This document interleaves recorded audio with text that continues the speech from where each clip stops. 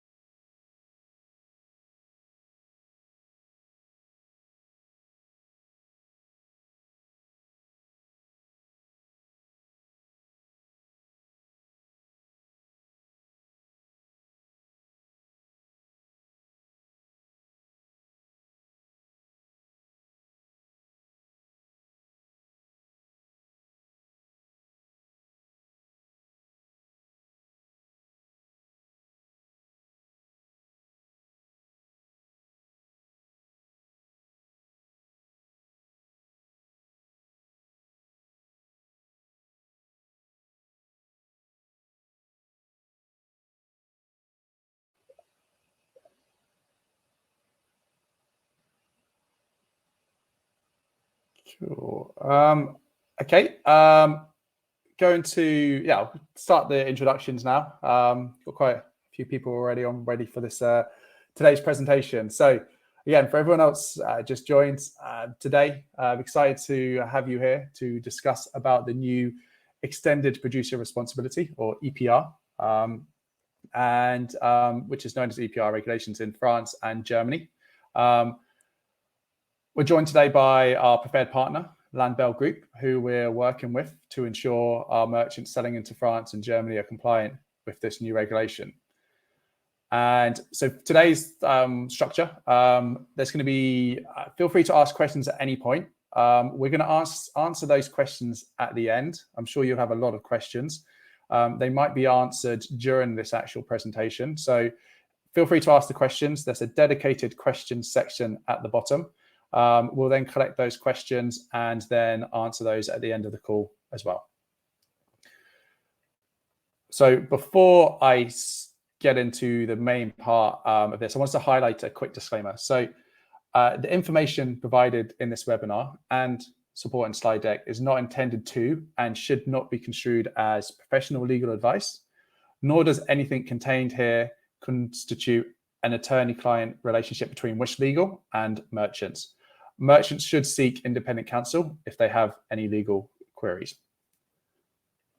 So with that disclaimer out the way, I will move on to the introduction. So as you can see, we have a very strong panel lined up for you today, and myself, with industry experts to help navigate the changes that are coming up and also answer any questions that you might have about this. To start, my name's Alan. I'm the head of business development for Wish in Europe, and look after a great team of account managers we have across all of our key European countries, and I'm based in London. Also from the Wish side, I'm joined by Krish, who is the Wish Senior Counsel Regulatory and Compliance, and Jethro, who is our Wish Product Manager from our Marketplace and Logistics team, and who's helped prepare the process flow and interface that you will use on the Wish side for EPR. And although she's actually not on this slide, we're also joined by Sakina, who is our DACH BD manager, who will help capture the questions for us to answer at the end of today's call.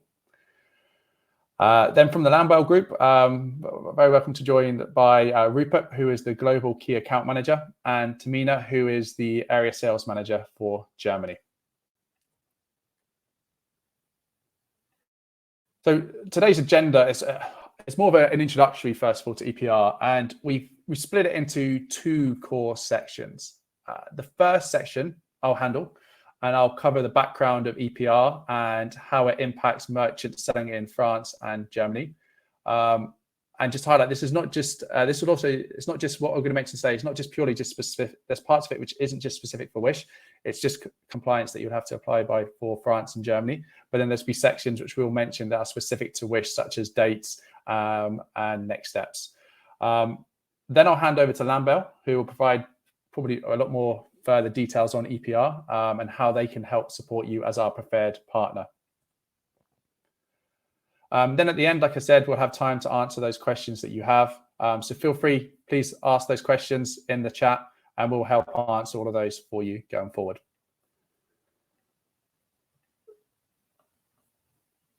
So first of all, the reason we put together this this webinar is since the EPR regulations came out and Wish sent out our communications about this last year, there's been a lot of questions that you merchants have asked and wanted help on. So rather than us answer those individually, we wanted to put together a webinar to answer those questions. And some of those key questions that we're hoping to answer for you today are going to be with EPR, who is the ultimate responsible person for products sold on the affected market? You'll be able to know whether or not which products require EPR compliance or which ones don't. The new EPR requirements are going to go into effect in France, Germany, and the UK in 2022. So what dates will the merchants need to comply with these requirements for each country? We'll explain all that for you as well. Are these requirements exclusive just for Wish, or does it extend to other e-commerce platforms? Again, we'll answer that in more details for you. What other EPR regulations may I be expecting to comply with other than obtaining an EPR registration number? Under what circumstances do I need to register as a producer or obtain an EPR registration? So those are the core questions that we're going to look to answer today. Obviously, feel free to have any other questions that arise that we might not have covered in today's session. So diving into EPR, and I should have said this earlier actually, Chris, Jethro, Rupert, Tamina, feel free to jump in at any point if you want to add any further clarification on any of those sections I'll be discussing now. But in general about EPR, so EPR in its simplest form is a set of regulations that requires products and imports of particular products to have a form of responsibility of the environmental impact of those products throughout the product's life cycle. So basically, you are responsible, there's a responsibility for the start to the end of a product.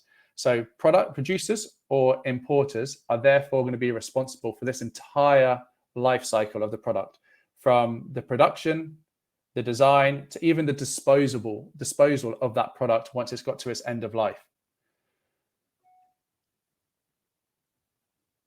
And so the next question is, so why is it needed? So from the previous slide, what I just mentioned, it's pretty clear that the main reason for this regulation is in regard to sustainability and improving the environmental impact of e-commerce. E-commerce has exploded in the last few years and has been very positive for all of us, but obviously it does come with some potential environmental impacts. So EPR has been put in place to help sort of combat that and ensure that all producers and importers are held responsible for their environmental impact.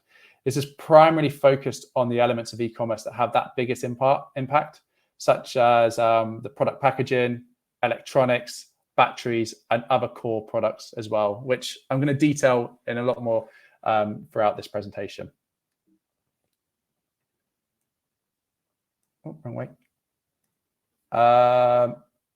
So in terms about EPR, so you might be asking, why is this not an EU-wide initiative? Why is it just France and Germany? Well, the fact is that this is actually, it is an EU-wide initiative. So it's under EU 27. EU member states can set up their own local EPR programs for determining the producer's responsibility and also financing the take-back scheme of certain products that may pose a hazard or impact to people or the environment. So EPR has actually been, in fact, in place in France and Germany and other countries for quite some time. The difference right now, which is why we're having this conversation, is that the regulations now have extended responsibilities to Wish and other marketplaces and their merchants directly as a result, which has meant marketplaces like Wish are now enforcing this policy. And you'll see this across other marketplaces as well. So in summary, basically, this has been in place for a while. Each country can determine how they want to enforce EPR, which is why you're seeing it at different times. You're seeing different countries take different stances. You'll see the difference between France and Germany a bit later on in this presentation as well. And then, so probably the most important question that you'll probably all come here to ask is, so who does this apply to? And the answer is anyone who's selling into France or Germany within a certain categories, which we cover it in a couple of the slides. So it's anyone who's, even if you're based in those countries or you're selling into those countries, you are in scope for this under certain categories. So this could be either directly you selling on Wish into those countries or using your own website or another e-commerce platform to sell in those countries. In terms of timelines, this actually went live in France at the start of January. And on Wish, we'll be allowing merchants to apply their UINs to the merchant dashboard from the middle of February. And then we have a deadline of having to have those in France uploaded to the Wish dashboard by the 1st of March. Jethro will go through the timelines in a bit more detail later on, but France is the first one that's gone live. Technically, it's live now. Wish will be allowing you to upload this on the Wish platform the 15th, and then it goes live on Wish and will be enforced as of March the 1st. For Germany, this goes live in July 2022.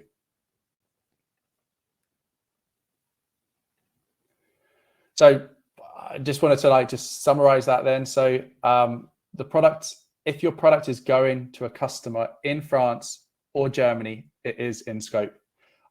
Depending on your category and whether you're selling into Germany or France, you will need to have a valid EPR registration number or a unique identification number. It's going to be called either an EPR number or a UIN number, but they both basically mean the same things. This might seem daunting, but don't worry.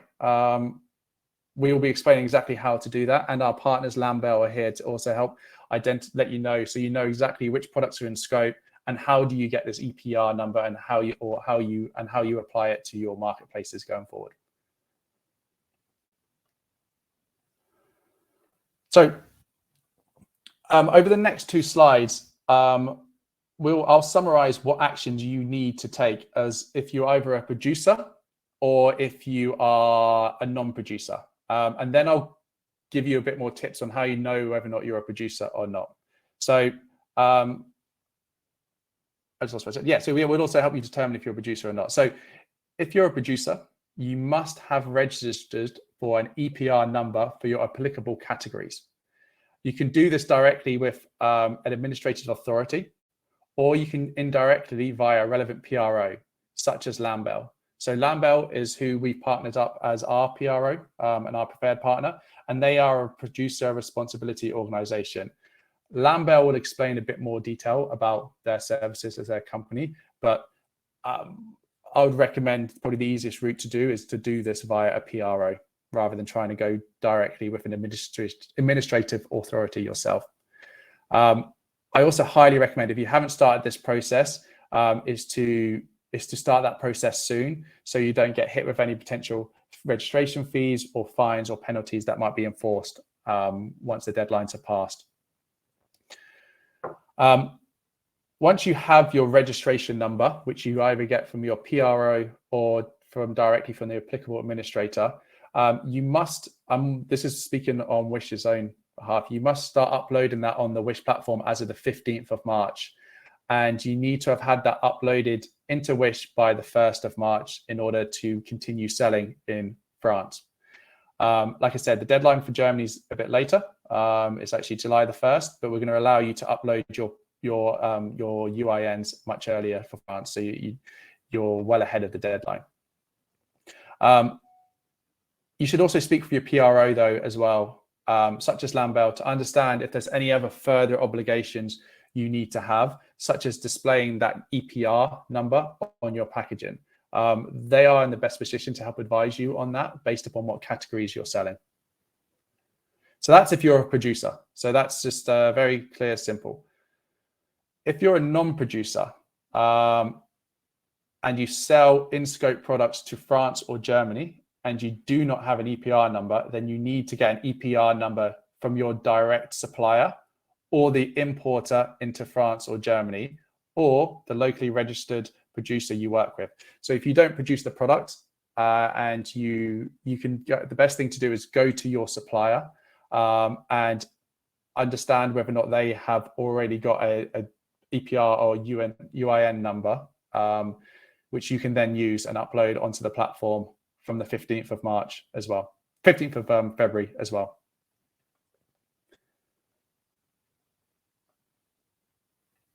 So I just kind of summarized what you need to do if you're the producer, direct producer or manufacturer of a product, or if you're not the direct producer or manufacturer of a product.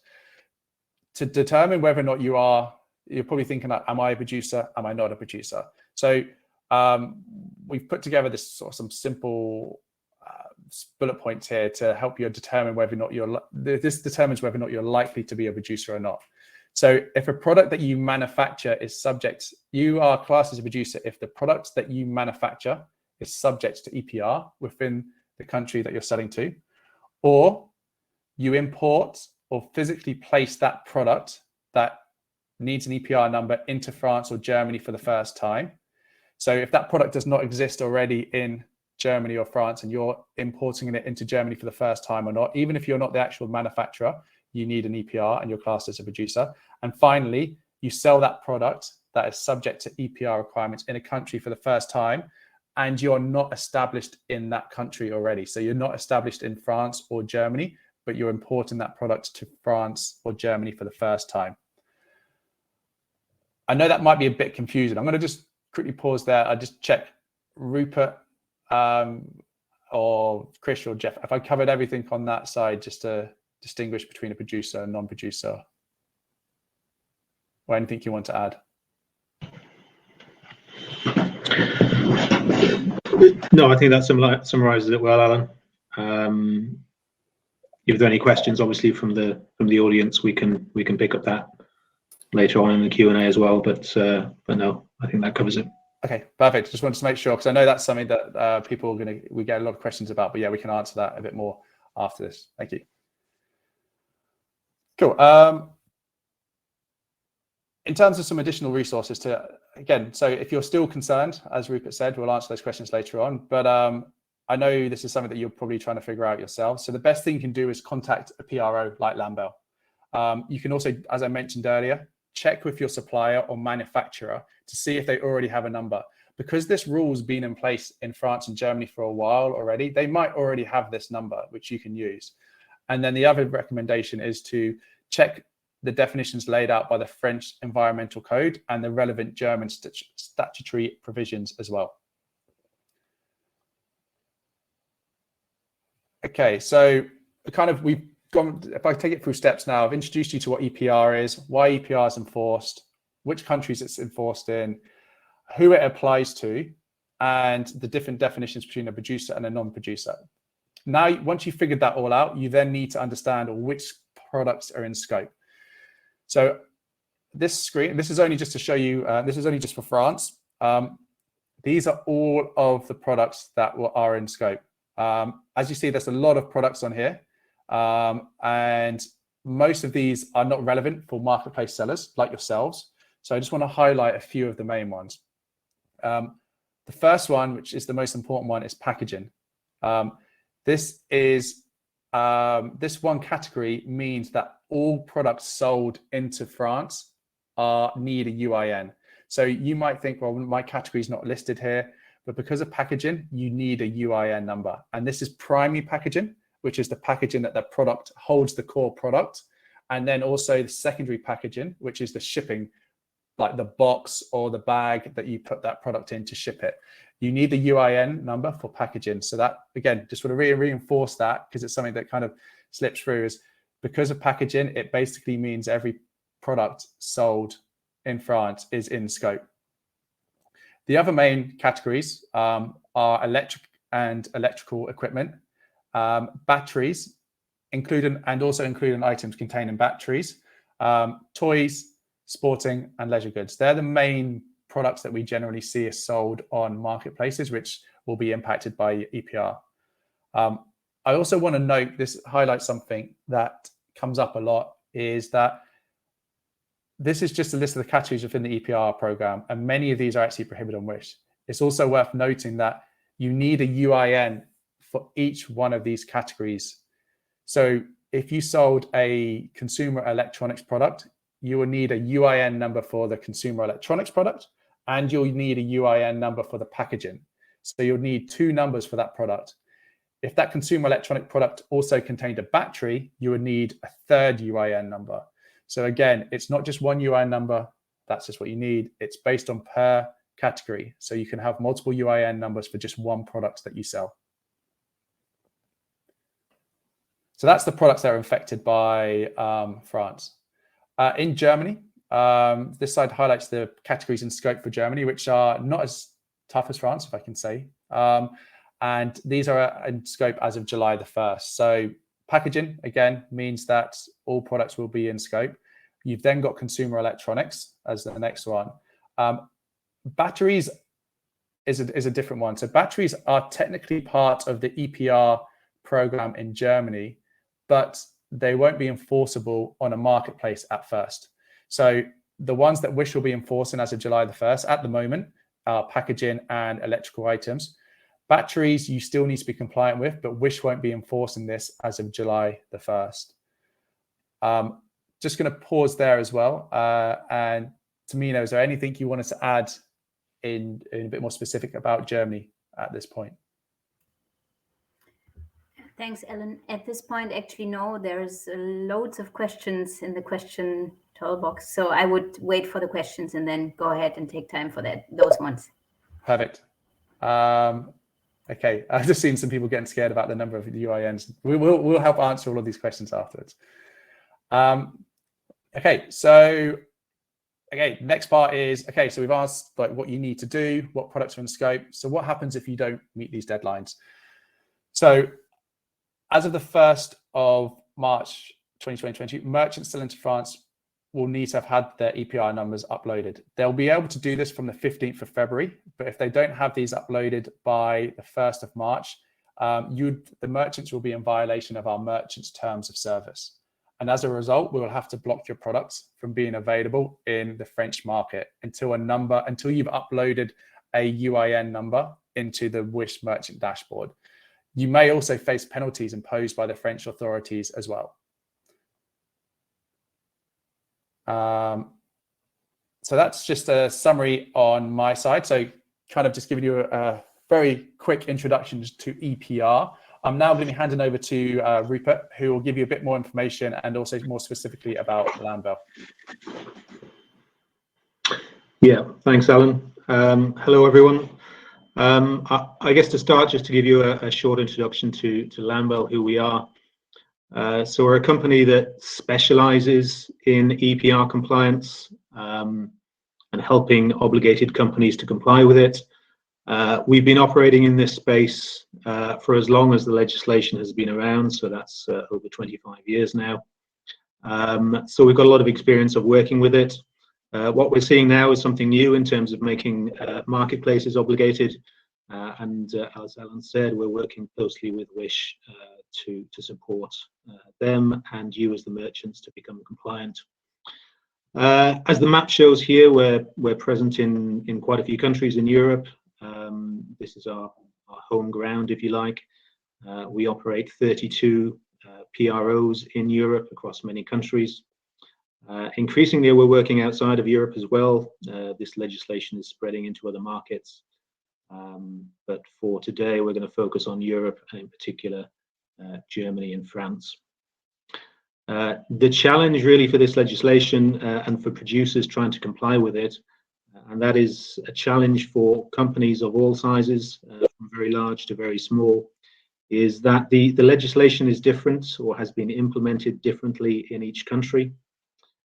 And even within a country, if you want to comply with packaging, and we in Germany, for example, it's not the same process. It's not a one-time process. You need to go through a different registration activity for we as for packaging. So it's true to say there is a level of complexity here, but what we will do is work with you and with Wish to provide you the information you need and to make it as straightforward as we can. Yeah, next slide, please.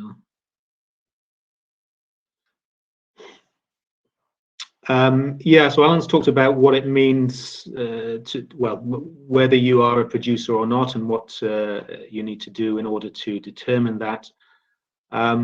Just to talk a little bit about what you have to do if you are classified as a producer. The main thing that you will need to do is to join a PRO and or the national authority in the relevant country for the relevant type of product or packaging.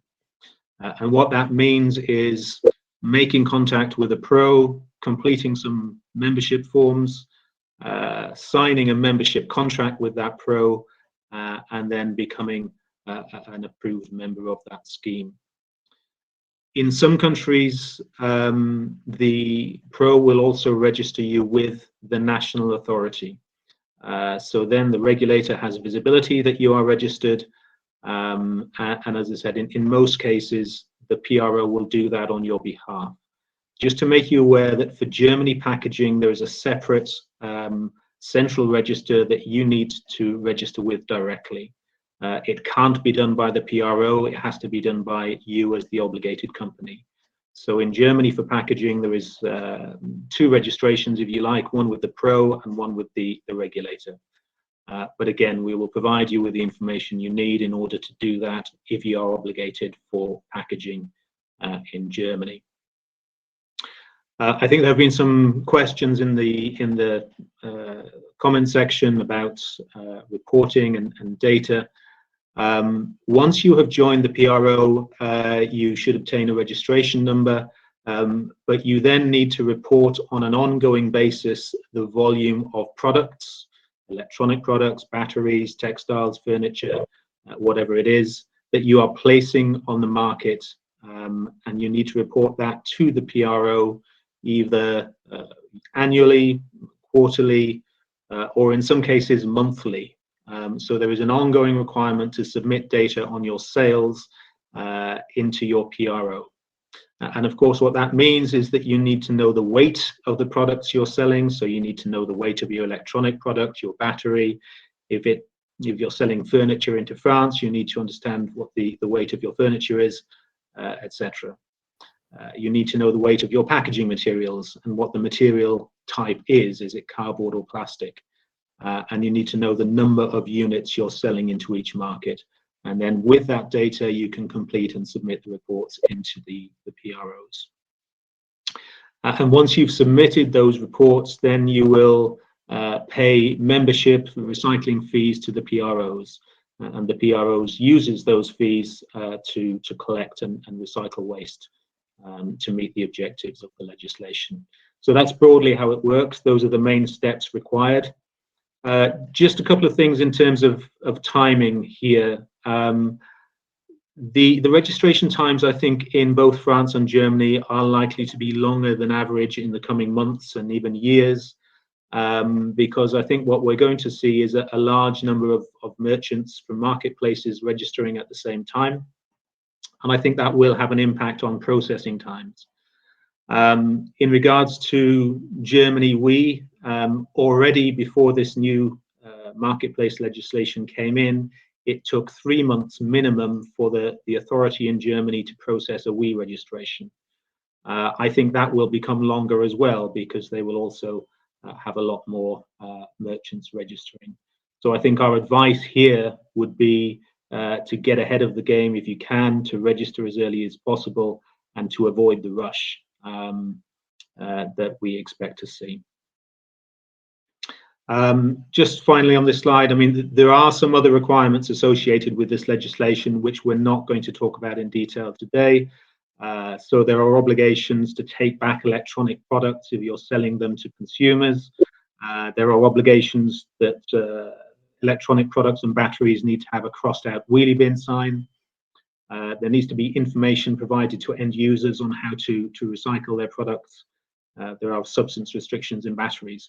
These are other things that come under this legislation. Of course, some of these things should be dealt with at the manufacturing stage, but just to make you aware of them now. But we can provide further information separately if it's useful. Next slide, please, Alan. Okay, in terms of practical steps and what role we will play here, as I said, we're working with Wish to compile all of the information that's needed for compliance in these markets. If we talk about Germany and France separately, Germany, Lambel operates its own PROs, so we have them for all streams, packaging, WEEE, and batteries. For packaging, it's an online registration process. So as I mentioned before, you need to register with a PRO and also the Central Packaging Register in Germany, which is called Lucid. So we will provide details of those websites and locations to go to register. You as a merchant will then need to work through that registration process online in order to complete the packaging registration, if you're obligated in Germany, of course. For WEEE and batteries, it will be a similar process. It's not an online registration, but we will provide you the necessary information and documentation that needs to be completed in order to become registered for WEEE and batteries in Germany.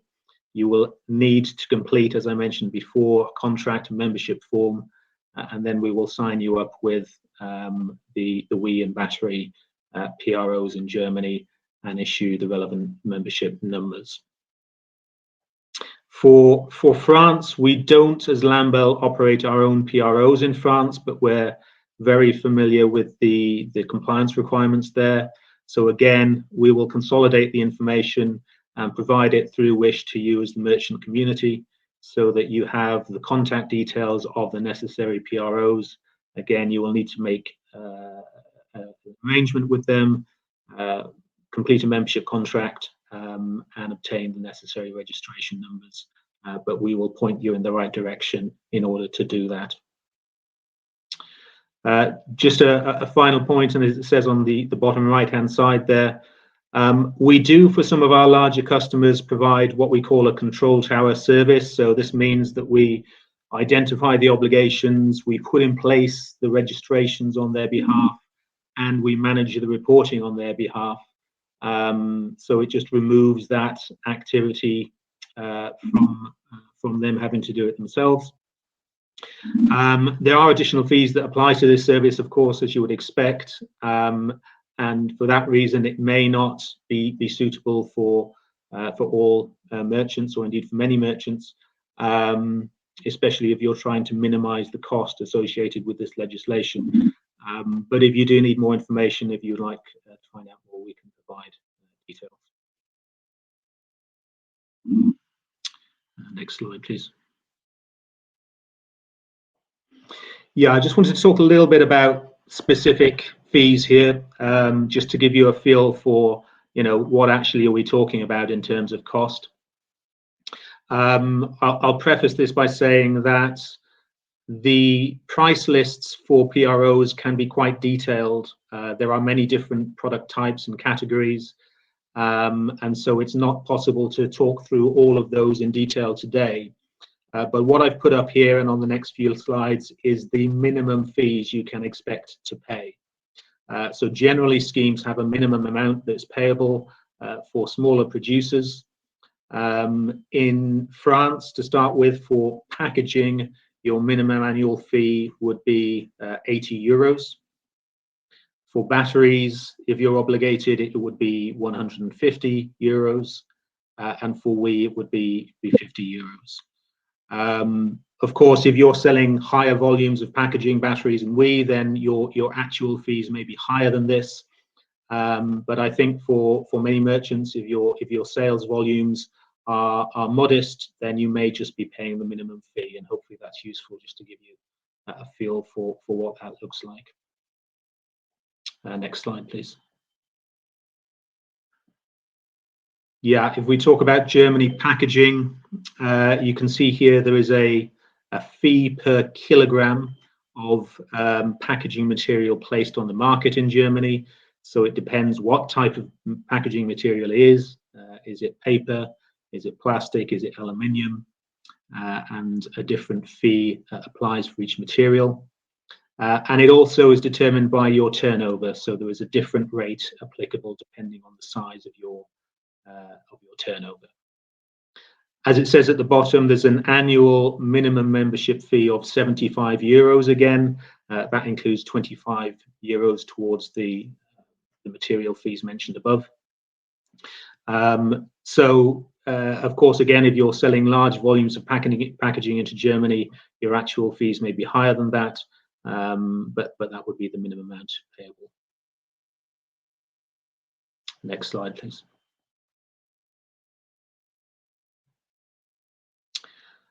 Some indicative fees for we in Germany. I say indicative because we're looking to refine these a little bit to make them as best possible offer for merchants that we can achieve. For we compliance in year 1, you would be looking at potentially 348 plus 300, so 648 in year 1, which would reduce to 528 in year 2. That has up to 5 tons of electronic products placed on the market and 1 brand or type of equipment. So there are some conditions associated with that. If you're putting more than 1 brand or more than 1 type of equipment on the market, the fees would be higher. There are also some fees in Germany payable to the national authority for we, and again, I've listed the minimum fees payable there at the bottom of that table, again applicable for 1 brand or type of product. Okay, next slide. And just to finish on this section with Germany batteries, annual fee here will be in the region of €190. Again, it may be discounted if you're also joining for we. And then on top of that, you have a fee per piece of battery or a fee per kilogram, depending on what type of battery it is. Also in Germany for batteries, there are some fees payable to the national authority as well, which are listed at the bottom. Okay, so that's just to give you a feel of the level of fees that you can expect across the PROs.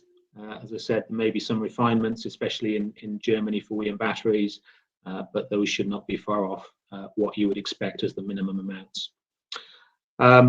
Okay, I'm conscious of time and to give space for Q&A, so I'll wrap up briefly. Next steps we would suggest, and this is covering similar ground to what Alan mentioned before, identify the countries you're selling into, of course. Know whether you are selling covered products into each country, and from that determine if you are obligated as a producer in France, in Germany for the relevant product. If you are already registered, or if somebody else in the supply chain has registered for the products you're selling and you have evidence of that, then you don't need to register again. Clearly, we don't need duplicate registrations.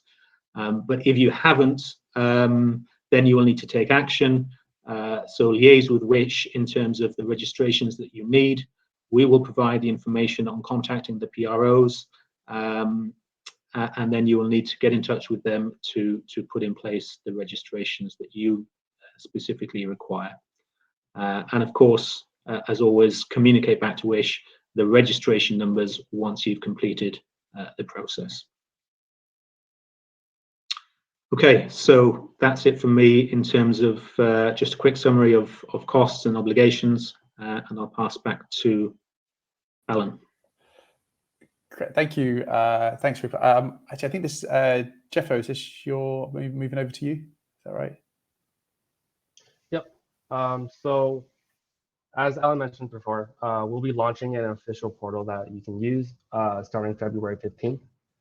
Because the regulations have come in place since January, we've announced in our merchant announcements that you can provide your EPR registration numbers via email. So if you're interested in providing EPR registration numbers now, please feel free to email us at that email provided. up until February 15th, and that's when our official portal will be launched.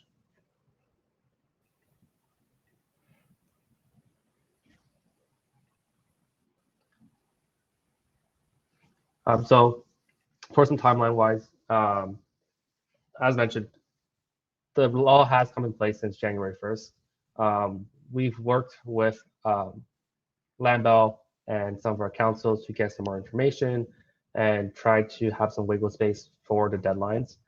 So in France, by March, we will be geo-blocking anyone who hasn't provided their registration numbers. Same thing for Germany, which comes into place July 1st. We'll be aiming to provide an official portal for the Germany EPR regulations about a month or two prior to the regulations come into effect. So you won't be required to email in the registration numbers. But in France, again, if you want to provide your EPR registration numbers already, the email channel is available and the portal will be available in a couple of weeks.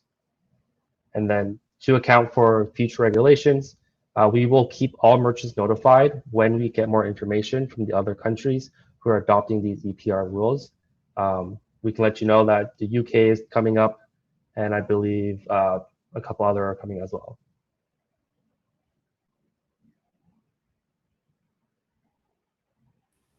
Great, thank you. Thanks everyone. Thanks Jethro. Thanks Rupert. I know technically we've only got 5 minutes left, but we'll go over to answer. There's quite a lot of questions we have, and thank you, Krish, for answering some of those.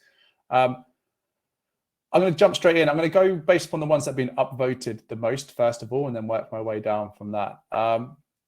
And I will.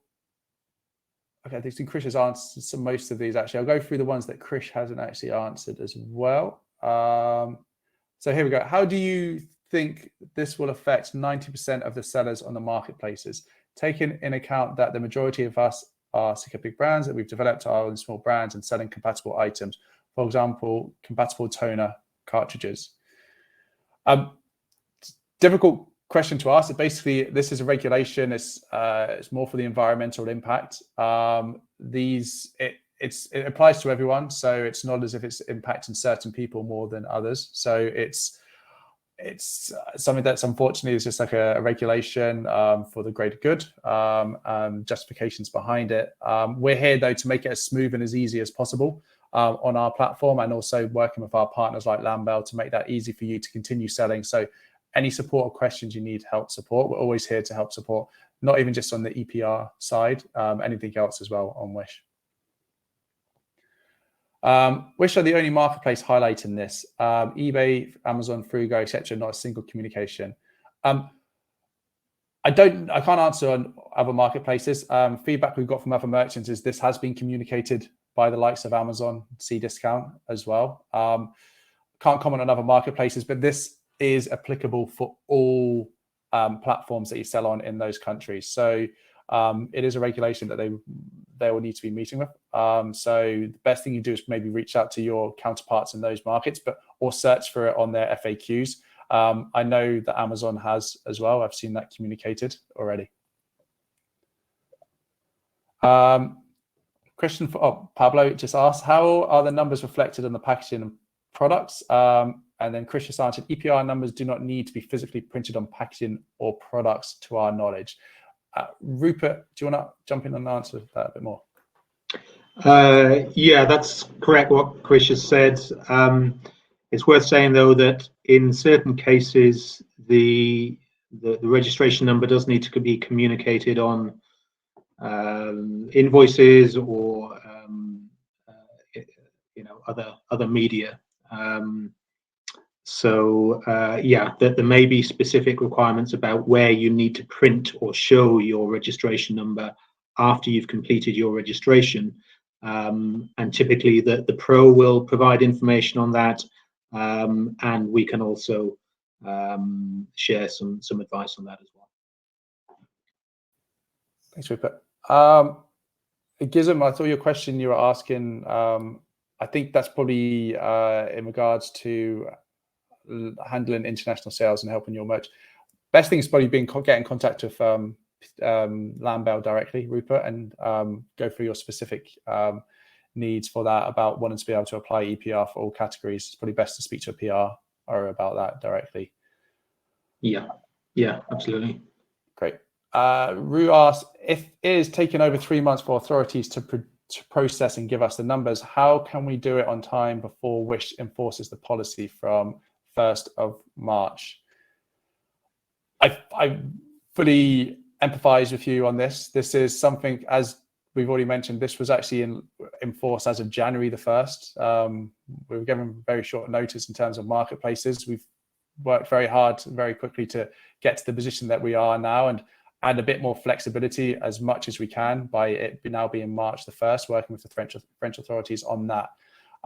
It can take up to 3 months. It doesn't necessarily mean it will take you 3 months. The best thing you can do is just get started straight away. And Rupert, I'm not sure if you want to add anything else to that.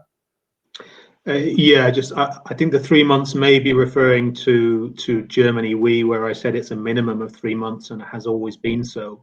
The German deadline is obviously later in the year, so there is a bit more scope there. Whereas in France, the registrations can be processed quicker than that. So yeah, it may not be such an issue in France, but as I said, if the French PROs are receiving a lot of requests at the same time, there's inevitably going to be a certain amount of slowdown at their end while they process them all. So yeah, I think again the message is get in there as soon as you can. Great, thanks. Next one, Faith asks, do we have to declare for each package we send, and will Wish do this automatically on our behalf? And then the second part of that is, will we paste the UIN codes on the packages we send? I think we kind of covered this already earlier, Rupert, but is there anything extra on that?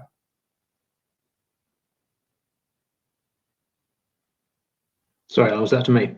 Yeah, sorry. Yeah. So in terms of the putting the UIN code on the packages, no. As I said, it may be required in other places. Do you have to declare for each packaging we? Yeah. So if I interpret this correctly, you pay for the volume of packaging that you place on the French or German market. So there is a direct correlation between the volume of packaging you introduce and the amount that you ultimately pay to your PRO. So in that sense, yes, you do pay and report for each package that you place on the market. Perfect, thank you. Next one, Josh asked, I know Chris answered this as well, but it's a question that does come up quite a lot, is, does the material of the packaging matter? And Chris answered yes and no. It needs to be reported regardless of the type in France and Germany. In other EU jurisdictions, there might be exemptions depending on the packaging type. Yeah, and I guess the only thing to add to that is there are different rates, so fees payable depending on the packaging material. So typically, for example, plastic is more expensive, carries higher fees than paper cardboard. So there is a connection between the fees you pay and the type of material. Perfect, thank you. I just had all the questions are moving around. Sorry. If we source packaging material from another EU country and they are EPR compliant and pay the fees for the material put onto the packaging, are we then still responsible to be EPR compliant for the packaging material? Hence, it is being paid double.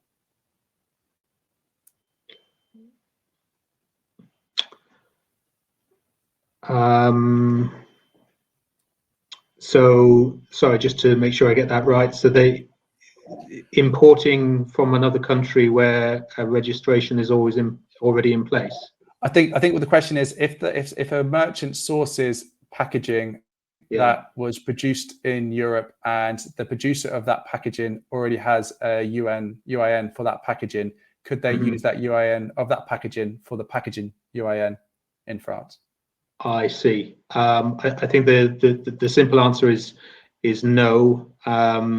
So the obligations apply at a member state level. So for each country. So if you're sourcing packaging in Poland, for the sake of argument, and then you introduce it to the French market, any arrangements that have been made in Poland won't cover that packaging for being put on the French market. So when it's introduced to the French or German market for the first time, then you need the registration. It shouldn't be duplicating, because typically, if we use again Poland as the example, if it's exported from Poland and the original producer can demonstrate that, then they should not have to pay fees for it in Poland.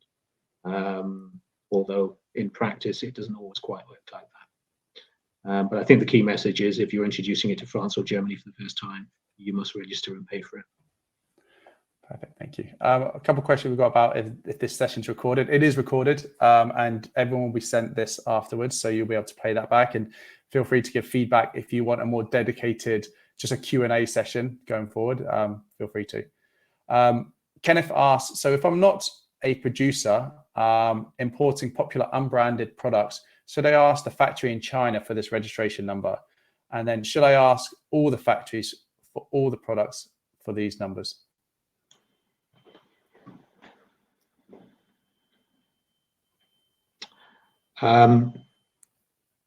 So the producer is considered the entity that places the product on the market, and that generally that is the entity which is selling the product to the consumer in France and Germany. So if that is you as the merchant in this case, then generally speaking, you will be the producer and have to register. And therefore it wouldn't be the Chinese manufacturer. However, if the manufacturer in China is making that direct sale, they would have an obligation for any sales they make in that way. So it's really about identifying what is the sales route. Okay, so in this example, if the Chinese manufacturer sells that same product already into France, there would this example, would Kenneth then have to, could he use that UIN because that product's already introduced to France?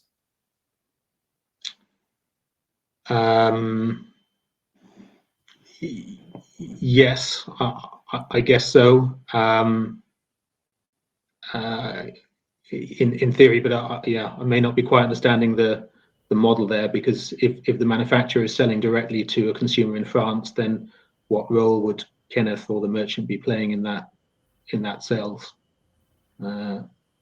So yeah, I think it's a question of who's making the sale to the consumer. If it's directly from the Chinese merchant, sorry, the Chinese company, they would have the obligation. Typically, if it's going through the merchant will have the obligation.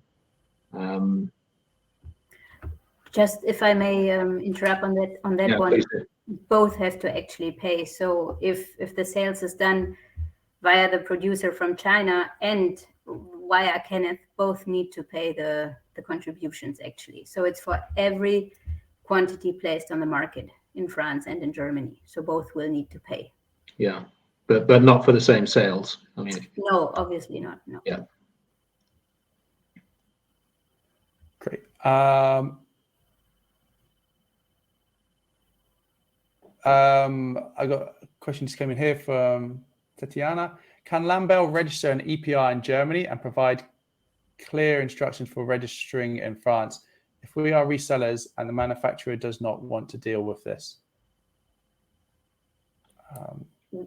We can definitely, as Landbell, help with the EPR numbers in Germany, as we do operate own schemes, and there is and we will provide a possibility for the Wish merchants, and we can give clear instructions for registering in France, correct? And this will all be displayed on the EPR platform, on the Wish EPR platform, correct?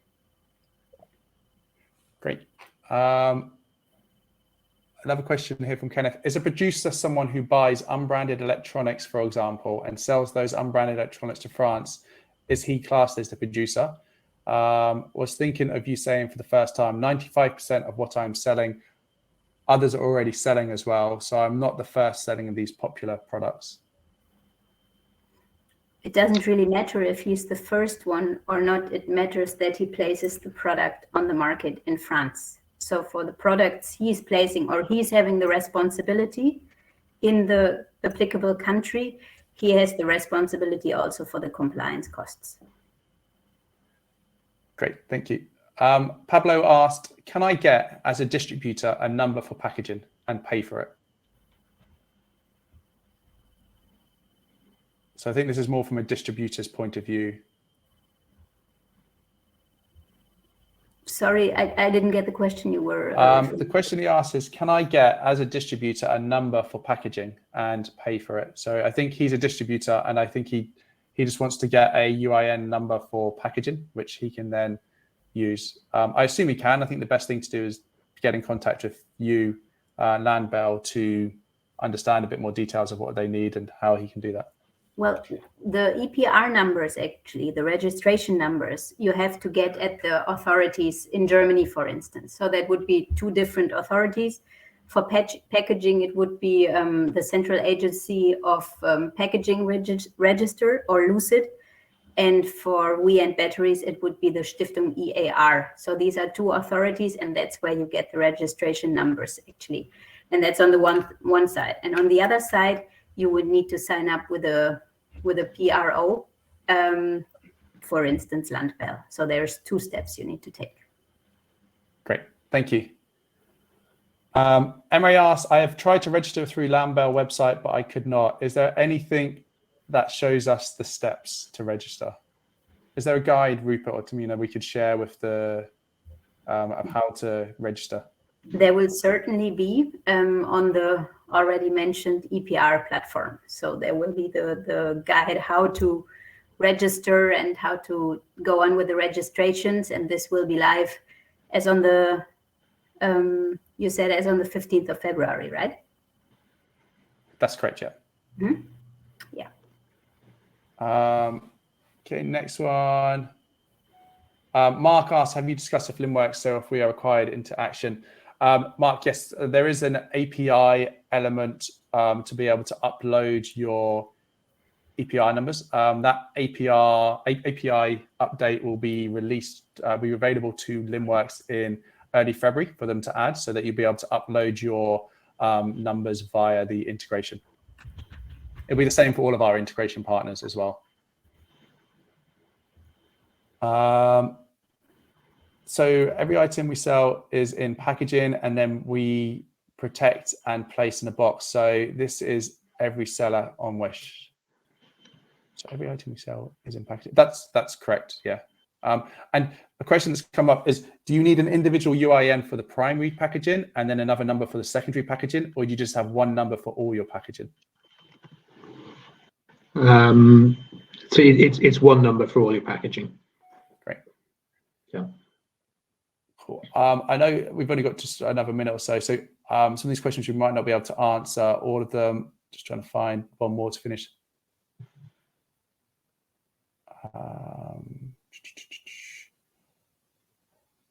So Haroon asks, do we have to collect every cardboard package, battery waste, etc. from the customer, or just paying this additional, or are we just paying additional taxes to the government?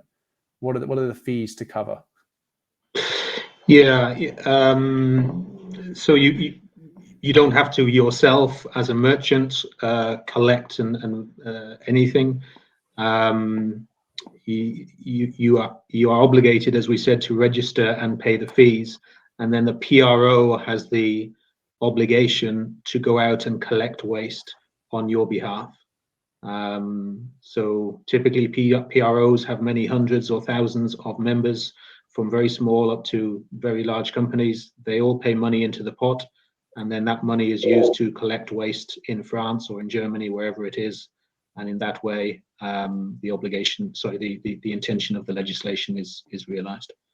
Yeah, so that's how the system works. And one more question, maybe linked to that to finish on from Emma. Are these minimum fees for our products to the government, or is this to Landbell? And I think you kind of just covered that this is going to you to cover that. Is that right? Yeah, it's a mix. So, I mean, if I speak about France, as we said, in France, we don't operate our own PROs, so it would be to the French PROs. In Germany, we do, and so it would be to our PROs. But in Germany, as I said on my slides, there are also some fees payable to the national authority as well. So it's a mix. It's split between the PROs, who take most of the fees to do their work, and some goes to the national authority as well. Perfect. Thank you so much. Well, we're at time now. I just want to thank Rupert and Tamina from Landbell for taking the time to talk us through. Also, thank you, Krish, Jethro, and Sakina. And thank you, everyone, for taking part. I hope you found this useful. If you want any further feedback, feel free to reach out to us and ask some more feedback and more help. Happy to set up more sessions going forward if you found this useful. And yeah, thank you, everyone. And yeah, like I said, we're here to support you throughout this entire process to get you to continue selling in Germany and in France. Thanks, everyone. Thank you.